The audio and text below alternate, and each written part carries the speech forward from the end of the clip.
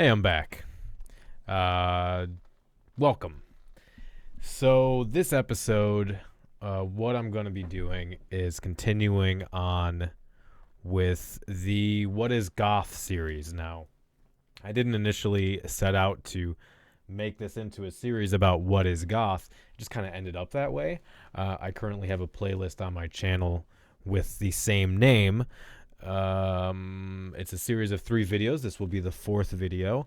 And what I'm going to be tackling this time, obviously, is philosophy. Now, there's going to be several disclaimers throughout this video. One of those is that philosophy, while I know a thing or two about philosophy, it's not my field of expertise. And it's probably the field I have the most tenuous grasp on. So take what I'm saying with a grain of salt. This may end up like a video I did a long time ago about goth as a lifestyle, which it was on a different channel, and my views have almost entirely changed. So I welcome any kind of critique, any kind of opinions about this in general. And we're going to move that. So, where do we go from here? If you want kind of a concise version of the what is a goth philosophy, I didn't set out to make it this, but in retrospect, this actually fits really well. And it's the old cliche of finding beauty in darkness. If you want to just stop the video there, you can. It's sloppy, it's imprecise, but it largely fits what I'm going to try and break down as a model for goth philosophy.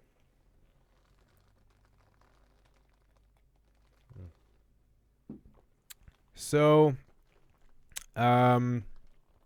let's jump into the framework for a goth philosophy, and then we're going to go through some very important caveats to that, and then we're going to go into some more detailed explanation of terminology.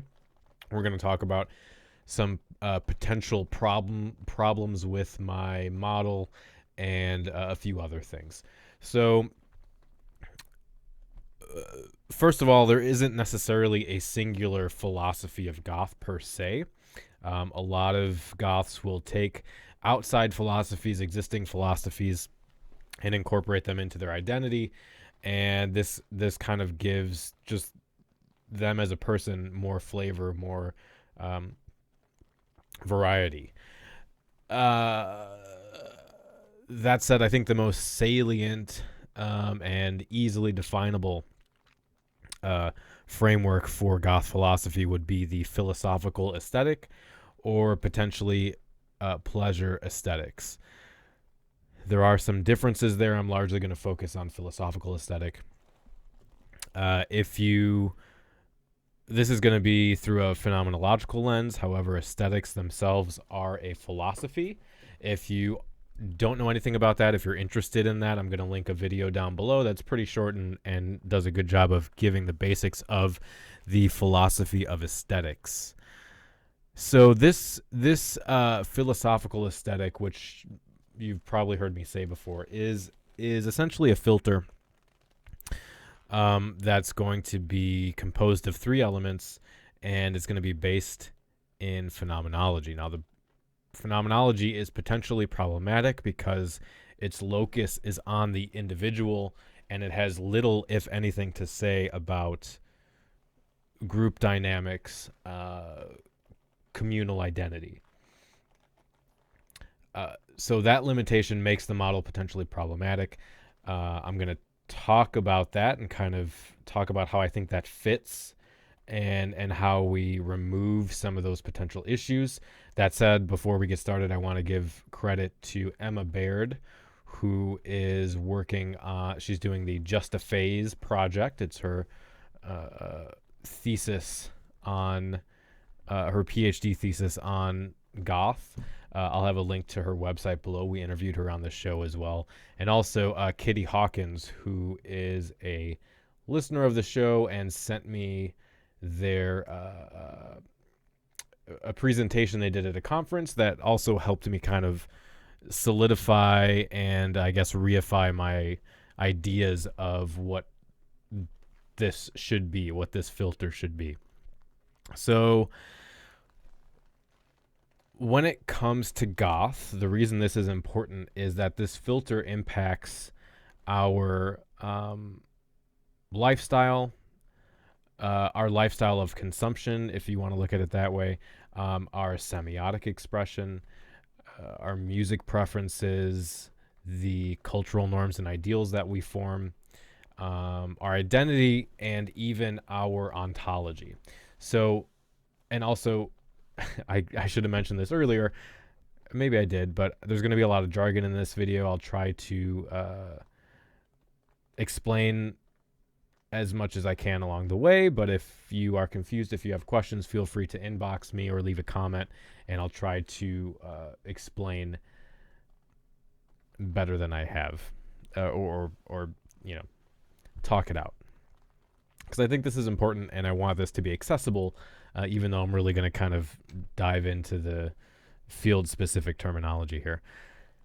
So, yeah, let's see, where do I want to go with this? So yeah, there's three elements to this filter, or the Goth philosophical aesthetic, and those are the Uncanny, Poeticism, which could be replaced with the term the Romantic. However, Romanticism is a philosophy based in the Victorian era, and that is its own thing. It kind of had a focus on nature and on there was an implicit metaphysical or supernatural element to it, which I don't think applies to Goth. I'll get into that later. So Romanticism I want to stay away from because it's its own thing. And then otherness. Those are the three elements that make up this philosophical aesthetic.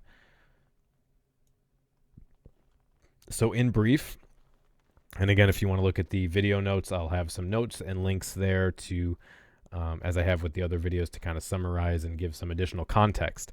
So the uncanny is the process of making strange social conventions and art through morbidity, artifice, melancholy, and sometimes parody.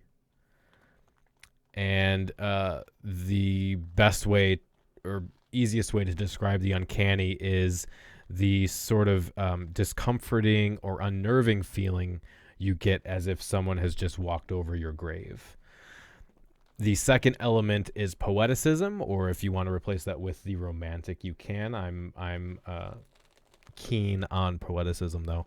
And that's the emphasis on emotional experiences largely derived from the fantastic, the mysterious, the Gothic, and the poetic. And then finally, we have otherness. Otherness is the state of being different and alien to mainstream cultural norms, broadly through sartorial idioms, but this can include any other individual expression of otherness through gender and sexuality, and whatever you want to add in there. This is constructed, importantly, within the context of a broader cultural discourse and is therefore not static. This, I think, is largely where the quote-unquote discordant bricolage comes in, or the refusal of Goths to be nailed down and classified. And I think this is where it kind of originates from in the Goth ethos. And this is the element of the filter that has the most dynamism or I guess fluidity. So that's what makes up this Goth philosophy. Now we need to go over some important aspects of this. So firstly, the filter which comprises the Goth philosophical aesthetic is, in my view, a necessary but not sufficient explanation for Goth culture, in that it's part of the greater whole. That would then, if you've watched the previous videos, be included as part of the homology hypothesis, which briefly, the homology hypothesis is basically the idea that Goth identity and Goth culture is made up of multiple parts, and it is therefore the emergent whole of all of those pillars of Goth. So this is just one of those elements.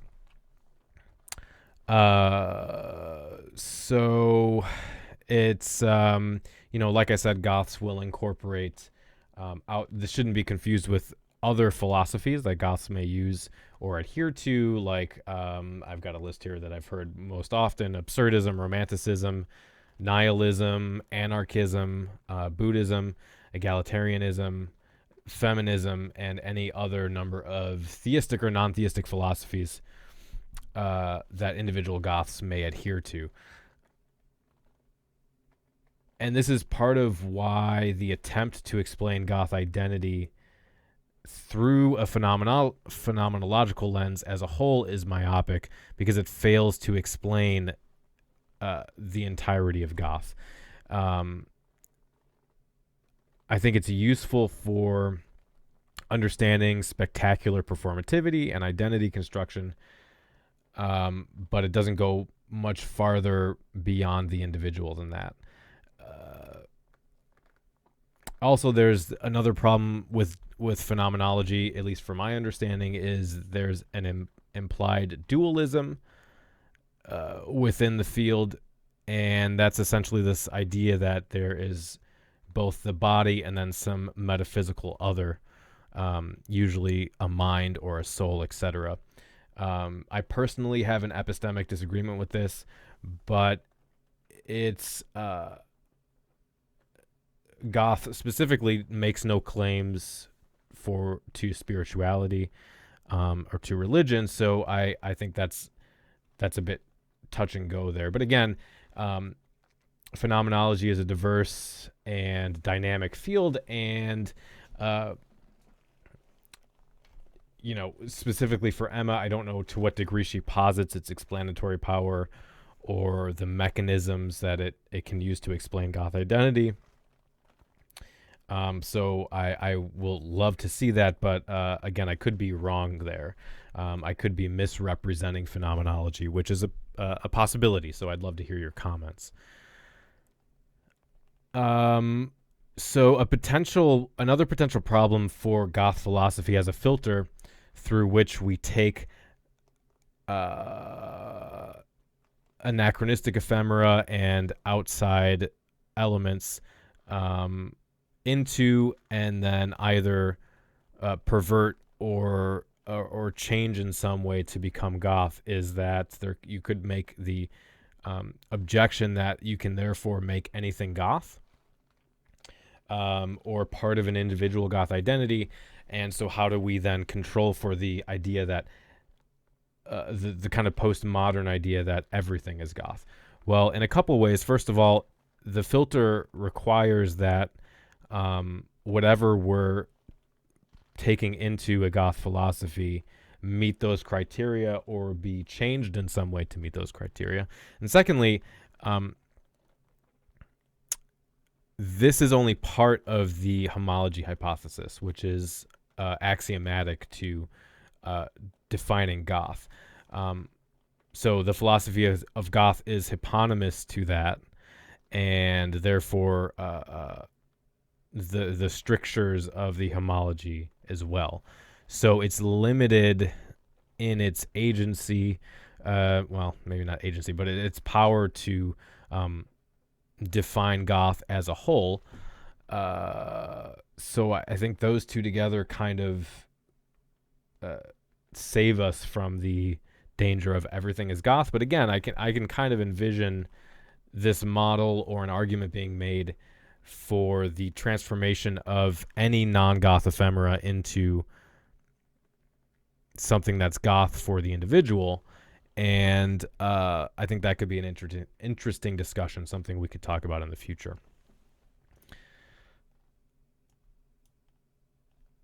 Let's see. So, yeah, again, this shouldn't be confused with individual philosophies, outside philosophies individual goths may hold, because this filter is used to, the philosophy of goth, as I said, that affects these specific areas of individual identity. Whatever is going through that filter must meet those criteria. So, for example, I think what this helps to do is clear up the diversity of answers that you'll find from goths if you ask them what is philosophy of goth, what philosophies influence them. As I mentioned, those other ones I've seen mentioned in interviews, this will kind of clear that up. So for me, Stoicism is a big philosophy that influences my behavior, how I treat other people, kind of informs who I am as a person, but it doesn't meet those three criteria, so it can't be assumed or used as something that is part of goth. It's more of a individual part of me as an individual apart from goth, which is another important caveat to make, that the whole of the self or who you are as an individual does not have to revolve around your identity as a goth. You can be and should be a more complex person than that, and there's no need to therefore say because you are goth, everything else you enjoy is a part of goth. And I think this philosophical model helps to mitigate some of that. And again, goth proper and the goth philosophy has nothing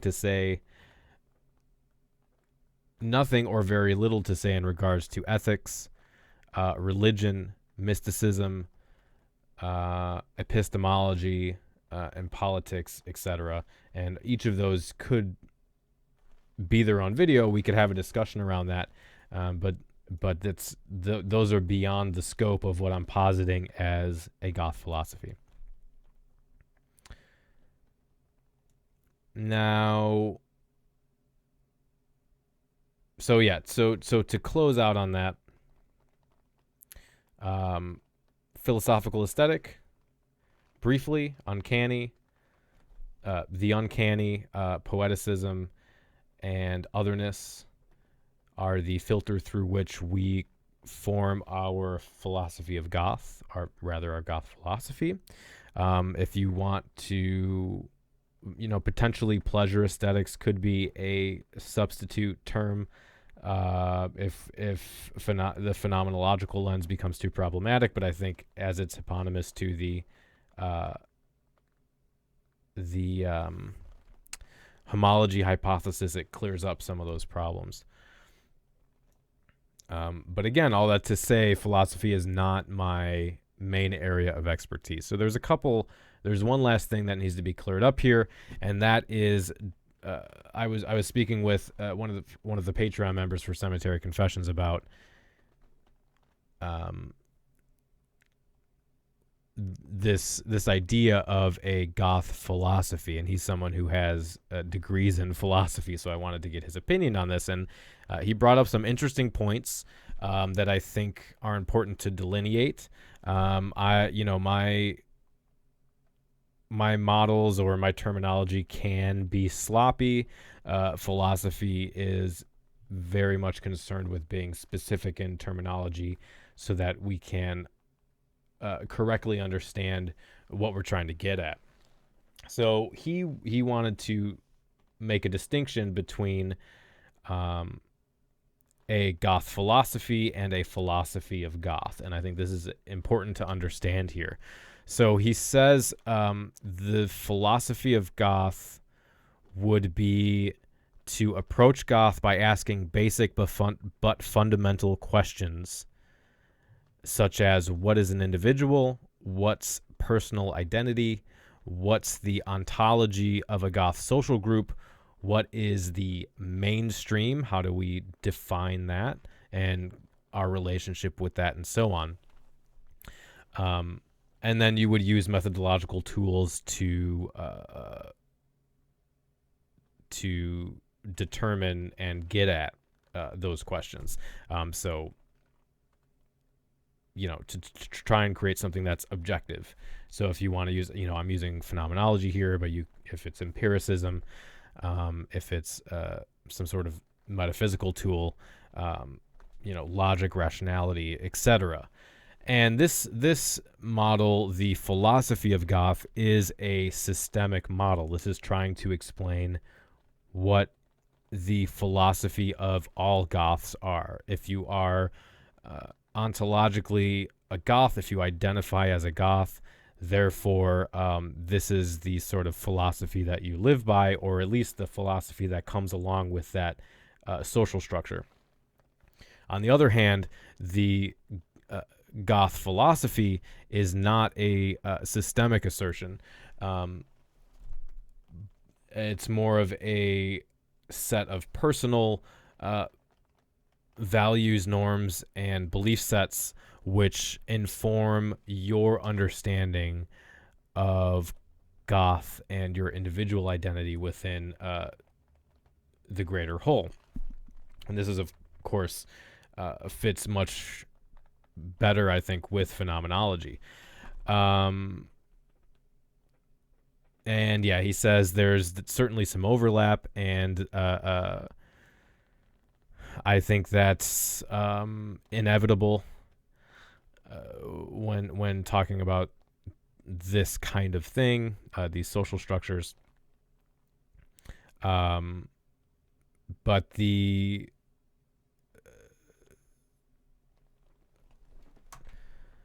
conditions for individual Goth philosophy are more explicit and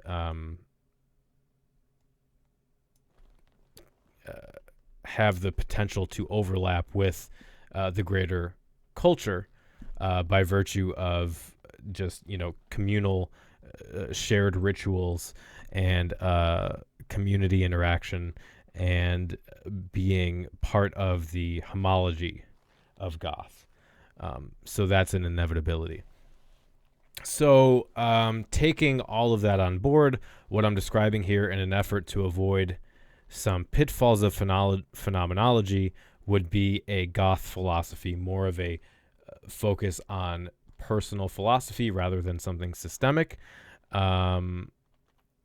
And again, importantly, fits within the axiomatic framework of the homology hypothesis when we're talking about trying to determine what Goth is. This, I think, also allows the Goth philosophy greater flexibility and adds a layer of depth to the initial premise of the homology hypothesis, that these 4 or 5 pillars create Goth culture and Goth identity. This adds even more complexity and meaning and potentially fluidity to that framework, and I think that's important. And I think it actually gives that model, that homology hypothesis, even more explanatory power once you insert those elements into it. So that is the basic understanding of Goth philosophy. Again, to wrap up, it's the filter through which we incorporate that which makes up our, or informs our values, our behaviors, our way of dress, and how we think about ourselves as people within a larger social group. And those three elements of the filter are the uncanny, poeticism, and otherness. So I would love to hear your thoughts. If you totally disagree or you think that was generally word salad, please let me know.